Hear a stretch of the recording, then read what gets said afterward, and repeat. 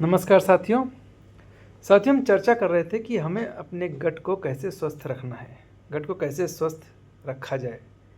तो उसके लिए हमने अभी चर्चा करी थी कि लंघन करके हम अपने गट को स्वस्थ रख सकते हैं, व्रत करके उपवास करके हम अपने गट को स्वस्थ रख सकते हैं। उपवास करने से हमारे गट को टाइम मिलता है, वो अपने आप को रेजुविनेट करता है। एक दूसरा तरीका है जो हमारे गट को स्वस्थ रखता है, वो है पर्गेशन मतलब कि हमें अपने हमारे आंतों में जो भी अवशिष्ट फंसा हुआ है, नहीं निकल पाए, उसको निकालना है ताकि हमारी आंतें स्वस्थ रहें, उनको भी रिजुविनेट होने का समय मिले, वो भी अपने आप को रिजुविनेट कर पाएँ। तो उसमें क्या करना होता है कि हम वैसे पंचकर्मा के तहत इसमें औषधियों का प्रयोग करके विरेचन और पर्गेशन किया जाता है।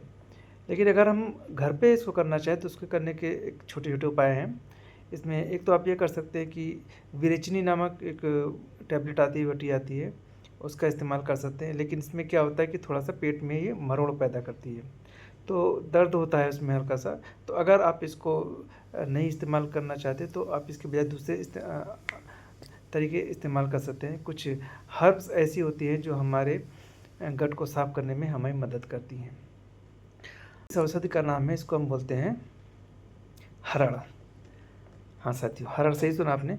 हरड़ का हमने पहले भी प्रयोग बताया हुआ है कि हरड़ का प्रयोग हम कैसे करते हैं।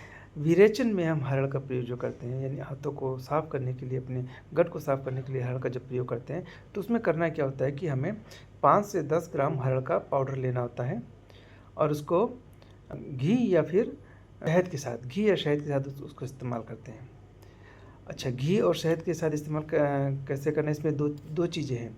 घी के साथ जब हम इस्तेमाल करते हैं तो ये उन लोगों पे प्रयोग की जाती है जो वात और पित्त प्रकृति के लोग होते हैं, यानी जिनका जो बहुत ज़्यादा जिनका स्वभाव ऐसा होता है कि मतलब कहीं बैठते नहीं, हर समय इधर-उधर काम में लगे रहते हैं, उनका मन बड़ा थोड़ा-सा अपनी जगह पे स्थिर नहीं होता, अस्थिर मन के होते हैं। या इस तरह के लोग जो दुबले-पतले होते हैं, कुशाय बॉडी के होते हैं और शरीर गर्म रहता है जिनका, तो इस तरह के लोगों पे हम घी का प्रयोग करते हैं। तो 1 चम्मच घी में 5 से 10 ग्राम हरड़ का जो पाउडर होता है उसको हम पीस के मिला लेते हैं और उसका इस्तेमाल उन लोगों पे करते हैं।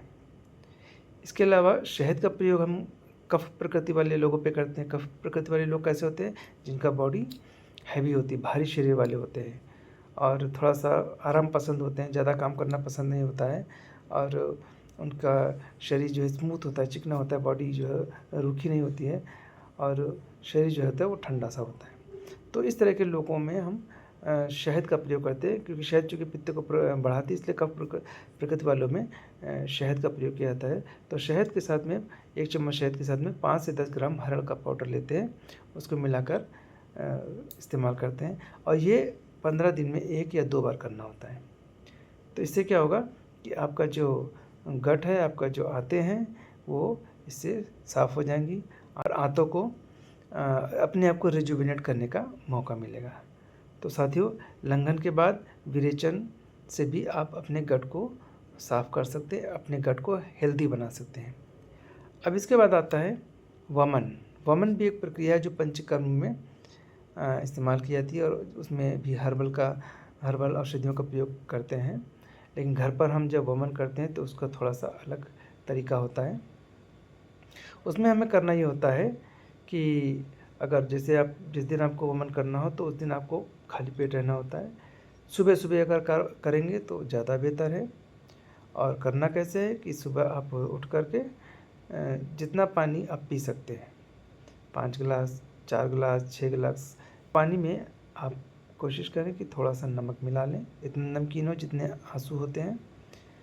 लेकिन अगर बीपी के पेशेंट हैं तो नमक का प्रयोग ना करें। आप सिंपल गर्म पानी यानी गुनगुना पानी को आप पिएँ, जितना पी सकते हैं और 5 से 10 मिनट तक आपको इंतज़ार करना है। 10 मिनट मैक्सिमम इंतज़ार करने के बाद आपको वॉश बेसिन में जाकर पेट को दबा के और मुँह के अंदर गले तक उँगली को पहुँचा के वॉमिटिंग करनी है। जितना पानी आपने पिया है वो सारा पानी आपको वमन के ज़रिए बाहर निकालना है।